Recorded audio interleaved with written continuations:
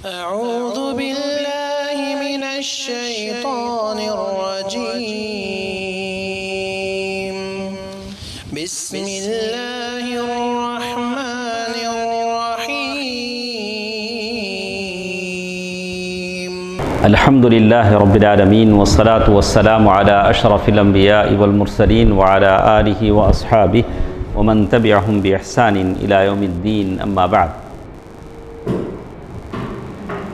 کل کے درس میں شفاعت کے مسئلے میں تین حدیثیں ہمارے ساتھ تھیں۔ پہلی چیز جو ہمارے پاس تھی کہ آدم علیہ السلام کی جو مغفرت ہوئی، جو بخشش ہوئی کہ انہوں نے اللہ کے نبی صلی اللہ علیہ وسلم کا وسیلہ لیا جیسے لوگ کہتے ہیں۔ تو اس حدیث کے بارے میں زیادہ ہم کو بحث کرنے کی ضرورت نہیں، اس لیے کہ یہ حدیث موضوع ہے، سراسر لوگوں نے من گھڑت ہے، اس کے بارے میں ہم لوگوں کو زیادہ بحث کرنے کی ضرورت نہیں ہے۔ البتہ رہی دوسری چیز جو کس سے متعلق ہے، حدیث الضریر، اس کے تعلق سے یہ ہے، تو اس کے بہت سارے لوگوں نے اس کا جواب دیا ہے، تو اس سلسلے میں بہترین جواب جو شیخ البانی رحمہ اللہ نے اس کا جواب دیا، تو اسی کو ہم یہاں پڑھیں گے۔ کچھ باتیں ہماری اس کے تعلق سے ہمارے سمجھ میں آئیں گی انشاءاللہ۔ تو پہلی چیز جس کے بارے میں کہتے ہیں، کون سی حدیث کے بارے میں ہم پڑھ رہے ہیں؟ نابینا شخص کے حدیث کے بارے میں۔ تو پہلی چیز، وہ جو نابینا آدمی جو اللہ کے نبی صلی اللہ علیہ وسلم کے پاس آئے تھے، کیوں آئے تھے؟ اللہ کے نبی صلی اللہ علیہ وسلم ان کے لیے دعا کریں۔ کیوں آئے تھے؟ اللہ کے نبی صلی اللہ علیہ وسلم ان کے لیے دعا کریں۔ تو انہی کے الفاظ سے پتہ چلتا ہے کہ انہوں نے ادعو اللہ، اے اللہ کے نبی صلی اللہ علیہ وسلم آپ دعا کیجئے کہ اللہ مجھے عافیت دے دے، یعنی مجھے آنکھیں دے دے۔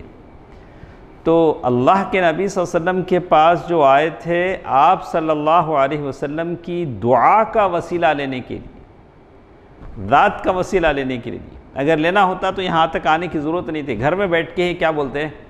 یا اللہ، اللہ کے نبی صلی اللہ علیہ وسلم کے وسیلے سے میری آنکھیں دے دے۔ سمجھ میں آئی بات؟ تو اللہ کے نبی صلی اللہ علیہ وسلم کے پاس جو آئے ہیں، جیسے کہتے ہیں فَهُوَ تَوَسَّلَ إِلَى اللَّهِ تَعَالَى بِدُعَائِهِ، اس لیے کہ ان کو یقین تھا کہ اللہ کے نبی صلی اللہ علیہ وسلم کی دعا قبول ہوتی ہے دوسروں کی دعاؤں کے مقابلے میں۔ تو اللہ کے نبی صلی اللہ علیہ وسلم کے پاس آئے ہیں کہ اللہ کے نبی صلی اللہ علیہ وسلم ان کے لیے دعا کریں۔ اگر جیسے آج کل ہر مسجد میں ہم لوگ دیکھتے ہیں جاہ النبی، نبی کے وسیلے سے لوگ بولتے ہیں، یہ نبی کی ذات کا وسیلہ مانگتے ہیں۔ یہ لوگ کیا مانگتے ہیں؟ ذات، نبی کی شخصیت کا وسیلہ مانگتے ہیں، جو غلط ہے۔ اس اندھے صحابی، نابینا صحابی کا یہ مقصد نہیں تھا۔ وہ کیا مقصد سے آئے تھے؟ دعا کا وسیلہ۔ وہ کیا مانگنے آئے تھے؟ ذات بولے تو پرسنل، اللہ کی نبی ذات جو پرسنالٹی، ان کی ذاتی شخصیت سے وہ نہیں تھا۔ جیسے کہتے ہیں وَلَوْ كَانَ قَصْدَ الْأَعْمَى التَّوَسُّلُ بِذَاتِ النَّبِي صلی اللہ علیہ وسلم، اگر اللہ کے نبی صلی اللہ علیہ وسلم کی ذات سے ان کو وسیلہ مانگنا ہوتا، جیسے آج کل لوگ ہر مسجدوں میں کرتے ہیں، تو وہ کیا کرتے؟ ان کو یہاں تک آنے کی ضرورت نہیں تھی، وہ اپنے گھر میں بیٹھ جاتے اور وہ دعا کرتے اللہم انی اسألک بجاہ نبیک ومنزلتہ عندک، یا اللہ نبی کے وسیلے سے میں دعا کرتا ہوں، یا اللہ میری آنکھیں میں روشنی عطا فرما دے۔ تو دو باتوں میں آپ فرق کریں گے، ایک نبی صلی اللہ علیہ وسلم کی دعا کا وسیلہ لینا، نبی صلی اللہ علیہ وسلم کی ذات کا وسیلہ لینا۔ ذات کا وسیلہ لینا بولے تو آپ کی پرسنالٹی کا، شخصیت کا وسیلہ لینا۔ دوسری چیز، ایک تو معلوم ہوا کہ صحابی کے آنے کا مقصد کیا تھا؟ دعا کا وسیلہ لینا۔ دوسری چیز، اللہ کے نبی صلی اللہ علیہ وسلم نے کہا کہ ان سے یہ کہا، دو چیزیں انہوں نے کہی، یا تو تم صبر کرو یا تو میں تمہارے لیے دعا کروں۔ تو جو افضل ہے وہ بیان کیا، صبر کرو گے تو اللہ اجر دے گا، ان شئت دعوت و ان شئت صبرت فہو خیر لک، اگر تم اسی اندھے پن کو لے کر تمہارے آنکھوں کی روشنی نہ ہونے کی وجہ سے لے کر تم صبر کرتے ہو تو اللہ تعالیٰ تمہیں اس سے بڑھ کر بدلہ دے گا۔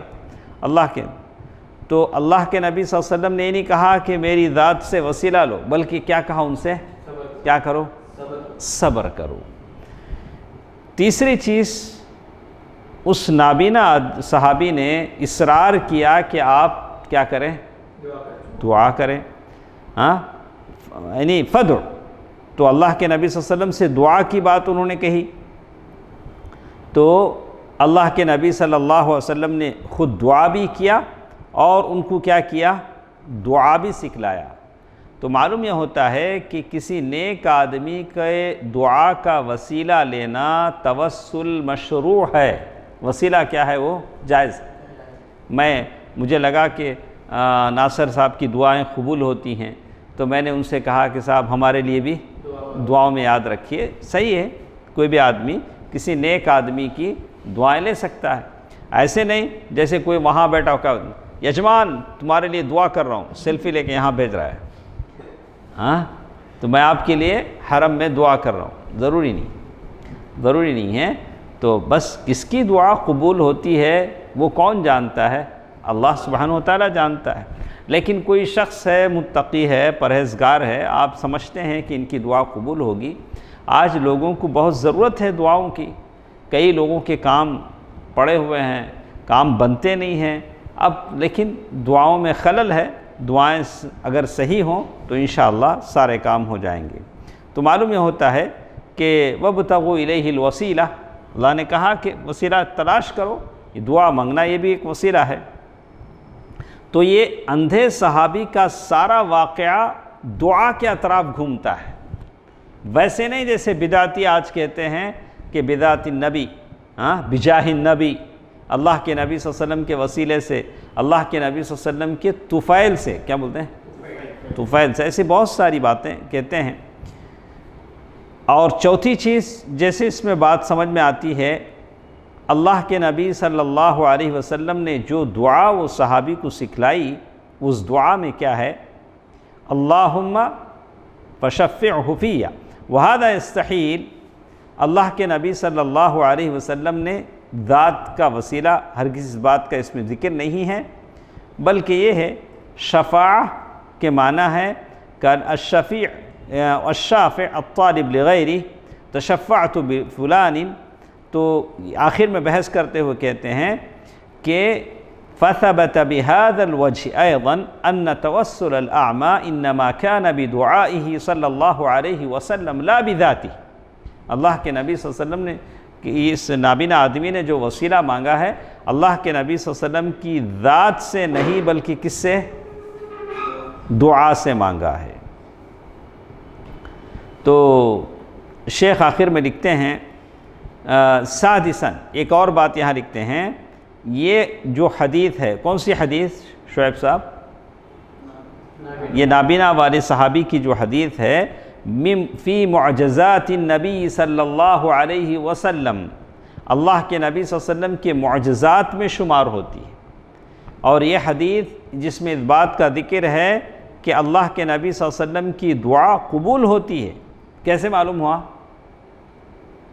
اللہ کے نبی صلی اللہ علیہ وسلم نے ان کو آنکھیں دے دی، اللہ تعالیٰ نے آنکھیں دے دی، اللہ تعالیٰ کے حکم سے۔ اللہ کے نبی جب انہوں نے دعا کیا، اللہ کے نبی صلی اللہ علیہ وسلم نے خود بھی دعا کیا، ان کو بھی دعا سکھلایا، تو ان کی اس دعا کی وجہ سے کیا ہوا؟ آنکھیں ان کو دے دی گئی۔ کہا فَإِنَّهُ بِدُعَائِهِ صلی اللہ علیہ وسلم لِهَذَا الْأَعْمَى أَعَادَ اللَّهُ عَلَيْهِ بَصْرَهُ۔ آنکھیں کس نے لوٹائیں؟ اللہ سبحانہ و تعالیٰ نے۔ تو اسی لیے علماء نے اس کو دلائل النبوہ میں روایت کیا ہے، دلائل النبوہ میں بیان کیا ہے۔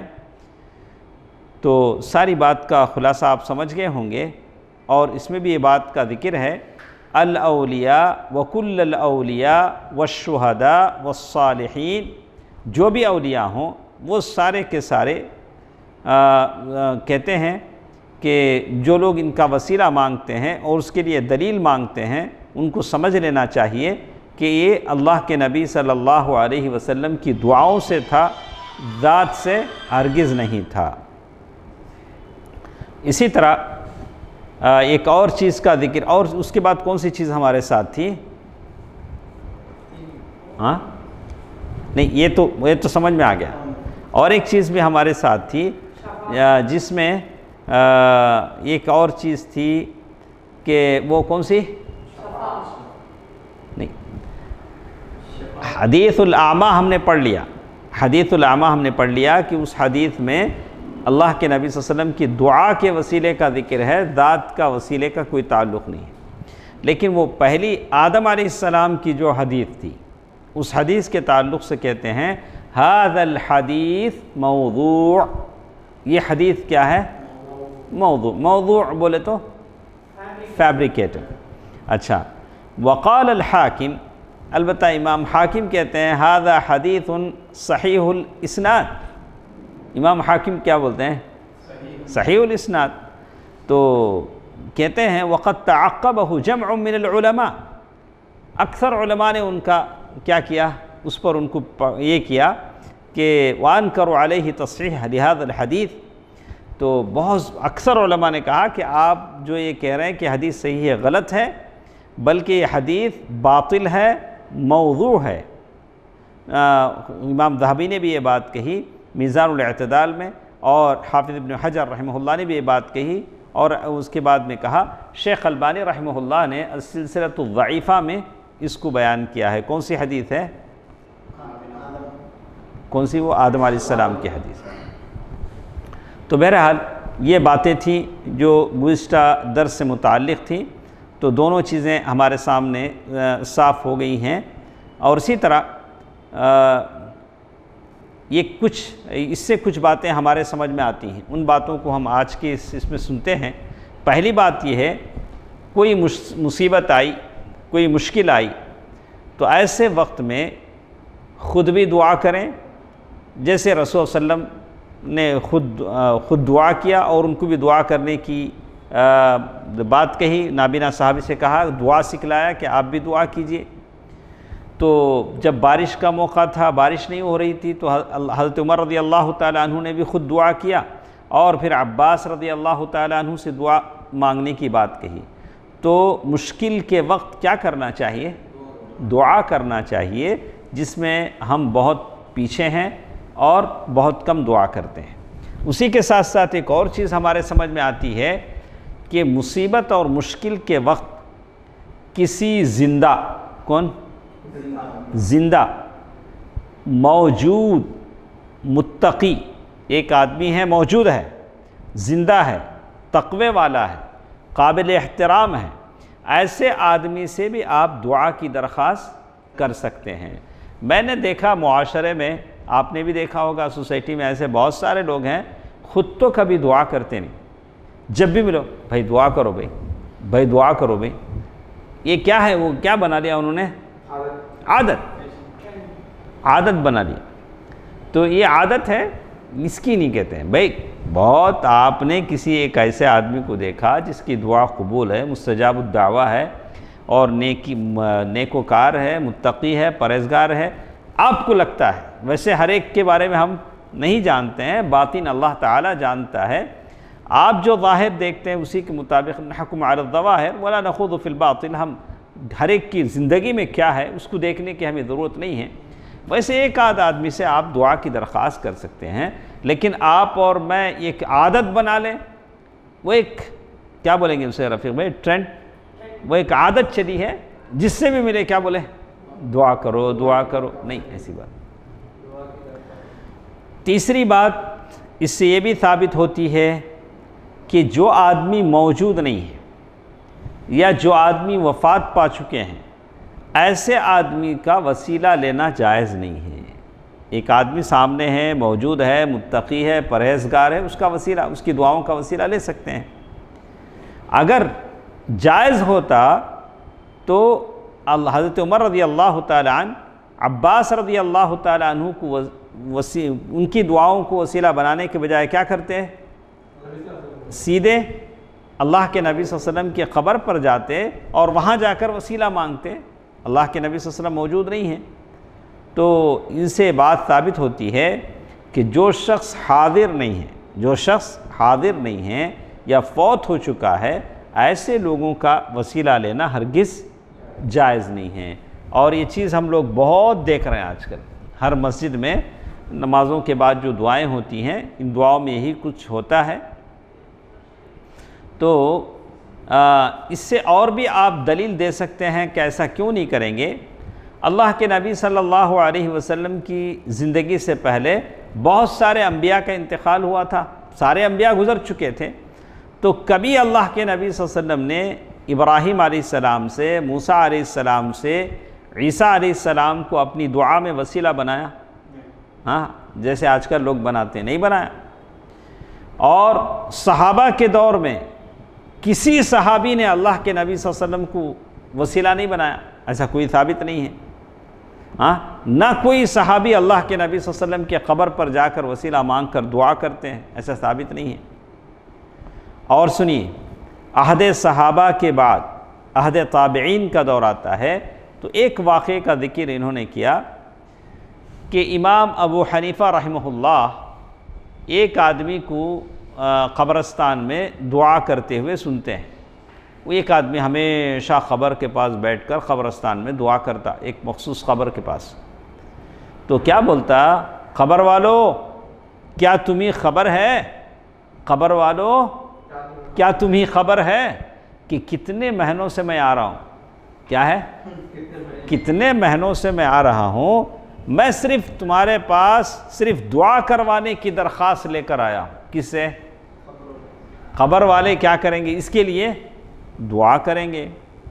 کیا تم میرے حالت سے غافل ہو یا واقف ہو؟ کیا پوچھ رہے ہو؟ میں کیوں آتا ہوں یہ تو معلوم آپ لوگوں کو، قبر والوں سے خطاب کرتا ہے۔ امام ابو حنیفہ رحمہ اللہ نے اس کی یہ بات سن کر پوچھا، اے بندے، قبر والوں نے تیری بات کا کیا جواب دیا؟ کیا پوچھا؟ قبر والوں نے تیری بات کا کیا جواب دیا؟ تو آدمی نے کہا کہ کوئی جواب تو نہیں آیا، جواب آنا تو نہیں تھا، کیسے آئے گا جواب، جبکہ جواب آنے کا کوئی سوال ہی نہیں تھا۔ تو تب آدم علیہ السلام تب امام صاحب نے کہا، سحقا لک وطربت یداک کیف تکلم اجسادا لا یستطیعون جوابا ولا یملکون شیئا ولا یسمعون صوتا۔ امام حنیفہ رحمہ اللہ نے فرمایا، پھٹکار ہو تجھ پر، سحقا یعنی پھٹکار ہو تجھ پر، تیرے ہاتھ خاک آلود ہوں، ایسے جسموں سے کیسے تو بات کر سکتا ہے جو جواب دینے کی طاقت نہیں رکھتے، نہ کسی چیز کے مالک ہیں، نہ کوئی آواز سن سکتے ہیں، ولا یملکون شیئا ولا یسمعون صوتا۔ پھر امام صاحب نے یہ آیت پڑھی، وما انت بمسمع من فی القبور، اے نبی تو انہیں اپنی بات نہیں سنا سکتا جو قبروں میں پڑے ہوئے ہیں، سورۃ فاطر۔ تو اس سے بات کھل کر صاف ہو جاتی ہے کہ یہ وفات شدہ بزرگ لوگوں کو شفاعت کے لیے وسیلہ بنانا منع ہے اور جائز نہیں ہے۔ البتہ کس کا وسیلہ لے سکتے ہیں؟ دعا کا وسیلہ لے سکتے ہیں، آپ سے دعا کی گزارش کر سکتے ہیں۔ بہت ساری آیتیں اس سلسلے میں ہمارے پاس ہیں، انشاءاللہ مختصر کر کے ہم یہ جاننے کی کوشش کریں گے۔ ٹھیک ہے، صحیح شفاعت کا تصور کیا ہے؟ ایک چیز یہ غلط ہے، ہم نے سنا کہ اولیاء کے تعلق سے جو کچھ لوگ کہتے ہیں 3 دلائل بتا کر، یہ غلط ہے۔ اچھا بتاؤ بھائی صحیح کیا ہے؟ صحیح کا یہ تو معلوم ہونا چاہیے۔ تو قیامت کے دن جب حالت ایسی ہوگی، لوگ پریشان ہوں گے، جیسے ابو ہریرہ رضی اللہ تعالیٰ عنہ کی حدیث ہے کہ قیامت کے روز اللہ تعالیٰ اگلے اور پچھلے سارے لوگوں کو ایک مسطح میدان میں جمع فرمائے گا، جہاں پکارنے والا انہیں آسانی سے پکار سکے گا، دیکھنے والا آسانی سے دیکھ سکے گا، یعنی دیکھے گا تو یہاں سے وہاں تک سارے نظر آئیں گے، سب کے سب دیکھ سکے گا۔ سورج بالکل قریب آ جائے گا، جیسے حدیثوں میں آتا ہے۔ پریشانی اور تکلیف لوگوں کی بڑھ جائے گی، لوگ آپس میں کہیں گے کہ بھائی کیسا سخت دن آیا ہے، کوئی ایسا آدمی تلاش کرو جو تمہارے لیے اور ہمارے لیے اللہ کے سامنے سفارش کر سکے۔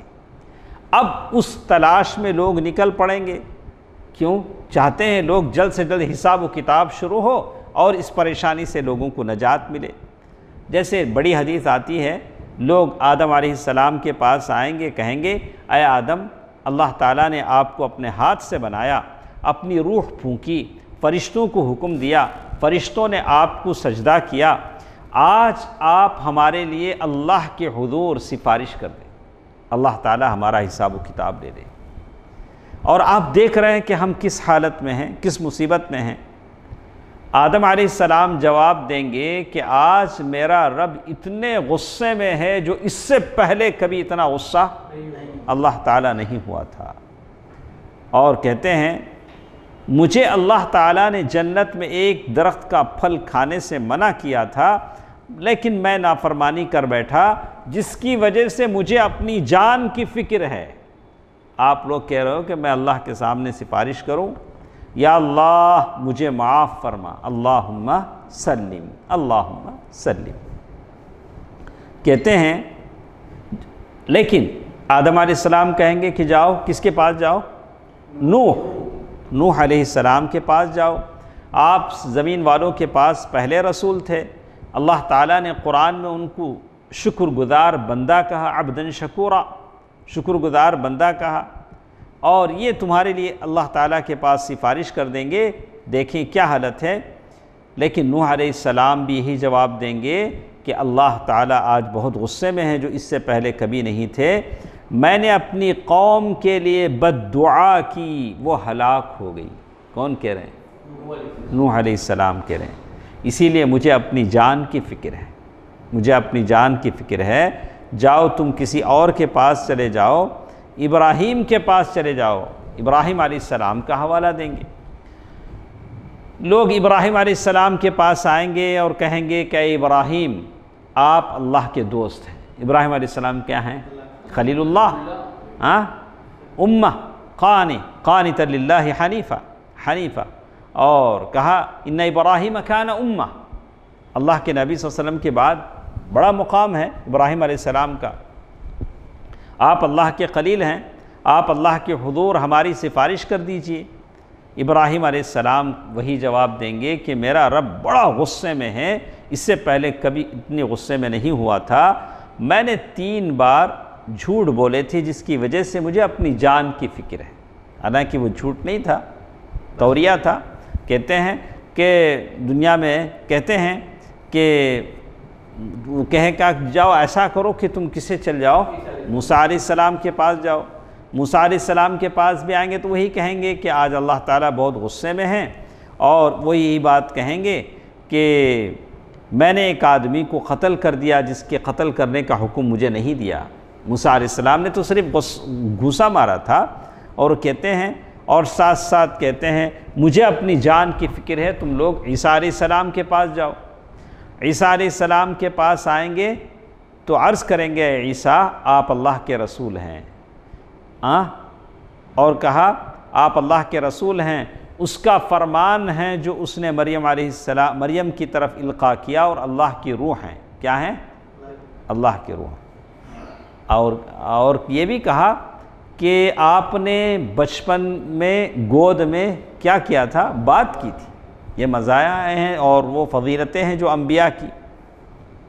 آپ اللہ تعالیٰ کے ہاں ہماری سفارش کر دیجئے، دیکھیے ہماری حالت کیا ہو رہی ہے۔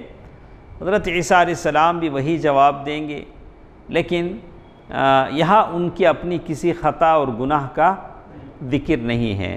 علماء نے اس کا جواب دیا ہے اس لیے کہ اس کو عیسائیوں نے دلیل بنایا۔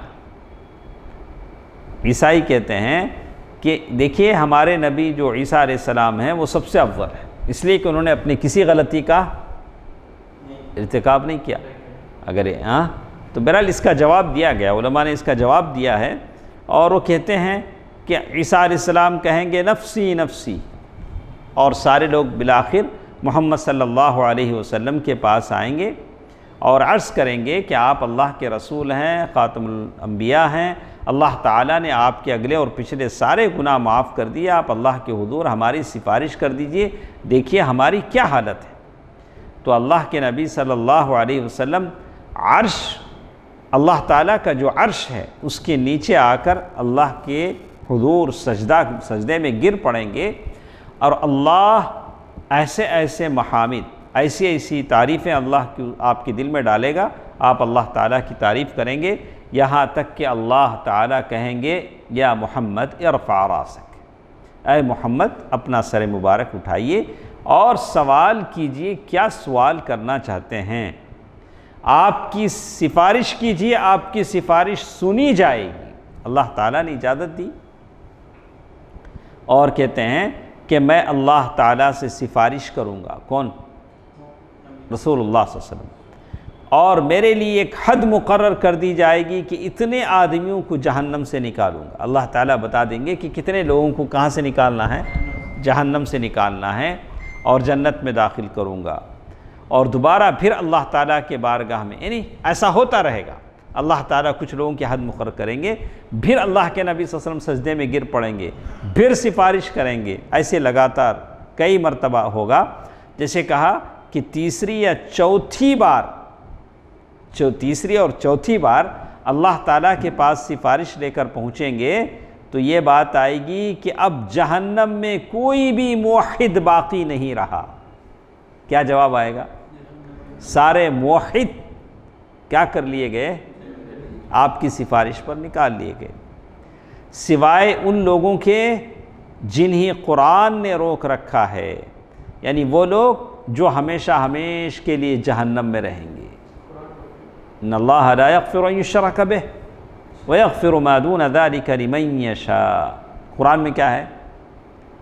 مشرک ہی ہوگا جس کو اللہ نہیں بخشے گا، اس کے علاوہ سارے بخش دیے جائیں گے۔ اس حدیث سے کچھ باتیں ہمارے سامنے معلوم ہوتی ہیں، وہ پڑھ کر ہم اپنی بات ختم کر لیتے ہیں۔ پہلی بات تو یہ معلوم ہوتی ہے کہ حشر کے دن اللہ تعالیٰ بہت غضبناک ہوں گے، نہیں؟ سارے انبیاء نے یہ بات کہی۔ تو ایسے وقت میں اگر کوئی یہ سمجھتا ہے کہ فلاں پیر صاحب میری سفارش کریں گے، فلاں معین الدین صاحب ہماری سفارش کریں گے، تو یہ ساری باتیں غلط ہیں۔ انبیاء خود پیچھے ہو رہے ہیں تو پھر ان اولیاء کی کیا بات ہے جن کو لوگوں نے بنا لیا ہے۔ تو آدمی کو اللہ تعالیٰ کا خوف کرنا چاہیے، نیک عمل کرنا چاہیے تاکہ اس دن وہ بچ سکے۔ دوسری بات یہ معلوم ہوتی ہے کہ رسول اللہ صلی اللہ علیہ وسلم مقام محمود پر فائز ہونے کے باوجود اللہ کی اجازت کے بغیر کسی کی سفارش نہیں کر سکیں گے۔ آپ سجدے میں گر پڑیں گے، اللہ تبارک و تعالی آپ کو اجازت دیں گے کہ سفارش کیجئے، تبھی اللہ کے نبی صلی اللہ علیہ وسلم کیا کریں گے؟ سفارش کریں گے۔ تو بہت سارے لوگ جو کہتے ہیں کہ بھئی کچھ بھی کر لو، میں قیامت کے دن میں کیا کرتا ہوں، میرے مرید بن جاؤ، میں کیا کروں گا؟ قیامت کے دن آپ کی سفارش کر لوں۔ یہ چیز غلط ہے۔ تو لوگ اس کے لیے بیعتیں کرتے ہیں۔ تیسری چیز ایک بات اور معلوم ہوتی ہے کہ اللہ تعالی رسول صلی اللہ علیہ وسلم کو لوگوں کی لامحدود تعداد جہنم سے نکالنے کی اجازت نہیں دیں گے۔ ایک حد مقرر کی جائے گی، اسی طرح اسی حد سے وہ ساری چیزیں ہوں گی جیسے اس حدیث میں بتایا گیا ہے۔ تو شفاعت کی اس حدیث سے معلوم ہوتا ہے کہ اللہ کے نبی صلی اللہ علیہ وسلم کی شفاعت ان لوگوں کو ملے گی جو توحید پر مرتے ہیں۔ اسی لیے ہم ہمیشہ توحید کی باتیں کرتے ہیں، اور لوگوں کو پسند نہیں آتا کہ ہمیشہ توحید توحید، کیا بات ہے؟ ارے توحید کے بنا رہ کیا گیا ہے ہی کیا؟ اگر ایک آدمی موحد ہو کر نہ مرے، توحید کو نہ سمجھے، تو پھر اس کی زندگی میں کیا ہے؟ وہی تو نجات ہے۔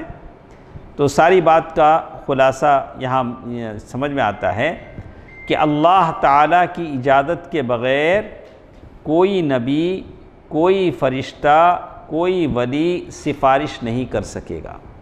یہ پیر لوگ کیا کرتے ہیں؟ ٹوپی بانٹتے ہیں، یہ ٹوپی پہن لو، اب زندگی بھر وہی ٹوپی پہنتا ہے، بولتا ہے کہ پیر صاحب کا، اسے پتہ چلتا ہے کہ یہ کس سلسلے کا ہے۔ تو یہ چلتا ہے دنیا میں۔ اللہ تعالیٰ سے ان لوگوں کو ڈرنا چاہیے اور ان حدیثوں کو پڑھنا چاہیے۔ انبیاء کہہ رہے ہیں یا نفسی نفسی، اولو العزم انبیاء ہیں، وہ اپنی فکر کر رہے ہیں. یہ لوگ بڑے دلیری سے کہتے ہیں کہ حشر میں ہم سنبھال لیں گے. سبحان اللہ، اللہ تعالیٰ سے ان کو ڈرنا چاہیے. سفارش کرنے والا صرف اس کے لیے سفارش کرے گا جس کے لیے اللہ تعالیٰ کی اجازت ہوگی، ہر ایک کے لیے سفارش نہیں کر سکے گا. اور تیسری چیز یہ معلوم ہوتی ہے کہ مشرک کے لیے کوئی سفارش نہیں ہے. کیا ہے؟ مشرک کے لیے کوئی سفارش نہیں ہے. اور بھی باتیں ہمارے ساتھ ہیں انشاءاللہ. جو چیز اللہ تعالیٰ کے آدمی، اللہ کے نبی صلی اللہ علیہ وسلم کی شفاعت آدمی کو ملتی ہے، کہا کہ ایمان اور رسول اللہ صلی اللہ علیہ وسلم کی شفاعت کسی بھی شخص کو، یعنی جیسے میں نے کل بتایا کہ چلو اگر ہم بولتے ہیں کہ چلو ہم موحد ہیں، ماشاءاللہ ہم توحید پرست ہیں، ہم توحید پر جیتے ہیں، تو اب ہم کو عمل کی ضرورت نہیں ہے. کیا ہے عمل کر کے کیا کرنا ہے؟ اب تو بس توحید پرست ہیں اور آخرت میں شفاعت مل جائے گی، اللہ کے نبی صلی اللہ علیہ وسلم کی سفارش مل جائے گی، جنت ہماری ہے. تو کہا کہ اس طرح کا تصور غلط ہے. اللہ کے رسول صلی اللہ علیہ وسلم کی شفاعت کسی بھی آدمی کو ایمان اور عمل صالحہ، نیک عمل سے بے نیاز نہیں کر سکتے. شفاعت پر یقین ہے لیکن ساتھ ساتھ ایمان اور اچھا عمل ہونا چاہیے. اس لیے کہ شفاعت کا سارا دار و مدار ایمان اور عمل صالح، نیک عمل پر ہے. جتنا آپ کا ایمان مضبوط ہوگا، جتنے آپ کے پاس نیک اعمال ہوں گے، اتنی جلدی اللہ کے نبی صلی اللہ علیہ وسلم کی شفاعت آپ کو ملے گی.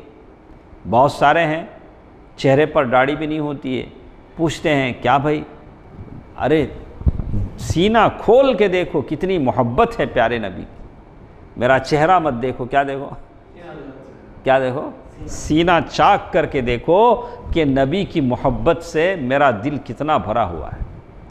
ارے واقعی اگر تمہارے دل میں اللہ کے نبی صلی اللہ علیہ وسلم کی اتنی ہی محبت ہوتی تو اس کے آثار تمہارے خد و خال پر نظر آتے، تمہارے گفتار میں، کردار میں، تمہاری ظاہری شکل و صورت میں اس کے آثار نظر آتے ہیں. آدمی کو اللہ تعالیٰ سے ڈرنا چاہیے، جو نیک اعمال ہیں اس کو بجا لانا چاہیے. تو خاص کر جیسے کہوں گا قرآن مجید کی تلاوت ہے، تو میں ہمیشہ اپنے دوستوں سے کہتا ہوں روزانہ جتنا آپ پڑھ سکتے ہیں، روزانہ اپنا تعلق کس سے رکھیں؟ قرآن مجید سے رکھیں. خاص کر سورہ بقرہ کی تلاوت ہے، سورہ آل عمران کی تلاوت ہے، اور اسی طرح سورہ ملک کی تلاوت ہے. سورہ ملک بولے تو تبارک الذی بیدہ الملک، سورہ ملک کی. اسی طرح تہجد ہے، کانوا قلیلا من اللیل ما یہجعون، تہجد کی پابندی ہونی چاہیے تاکہ اللہ کے نبی صلی اللہ علیہ وسلم کی شفاعت ملے. اور ساتھ ساتھ آپ صبح و شام یعنی جب بھی موقع ملے 10 مرتبہ جتنا ہو سکے اللہ کے نبی صلی اللہ علیہ وسلم پر درود پڑھیں. درود ابراہیمی ہے، اللہم صلی. آپ یہاں سے گھر جا رہے ہیں، کیا کرتے جائیں گے؟ سوچتے تو نہیں جائیں گے. آپ درود پڑھیں جتنا پڑھ سکتے ہیں. اذان کے بعد دعا مانگیں. یہ کب ہو سکتا ہے؟ جب ہم اذان سننے کا اہتمام کریں. ہم لوگ اذان ہی نہیں سنتے ہیں تو دعا کیا پڑھیں گے؟ آپ اس نیت سے سنیں کہ اذان سنیں، اذان کا جواب دیں، پھر اذان کے بعد پھر آپ دعا بھی پڑھیں، تب جا کر اللہ کے نبی صلی اللہ علیہ وسلم کی شفاعت مجھے اور آپ کو ملے گی. اور پھر جنت مانگے. جو آدمی جنت مانگتا ہے، یا اللہ مجھے جنت دے، مجھے جنت دے، جنت اس کے لیے سفارش کرتی ہے. یا اللہ یہ بندہ مجھے مانگ رہا ہے، یا اللہ میری سفارش کو قبول فرما. جہنم سے پناہ مانگنے کی کوشش کریں. اللہم اجرنی من النار، اللہم اجرنی من النار، اللہم اجرنی من النار. یا اللہ جہنم سے مجھے بچا لے. انشاءاللہ بہت ساری باتیں ہمارے پاس ہیں، انشاءاللہ اگلے درسوں میں ہمارے رہیں گی. اور اللہ تعالیٰ سے ہم دعا کرتے ہیں کہ اللہ تعالیٰ اللہ کے نبی صلی اللہ علیہ وسلم کی شفاعت مجھے اور آپ کو عطا فرمائے اور حشر کی پریشانیوں سے مجھے اور آپ کو نجات دے. آمین. والسلام علیکم ورحمۃ اللہ وبرکاتہ.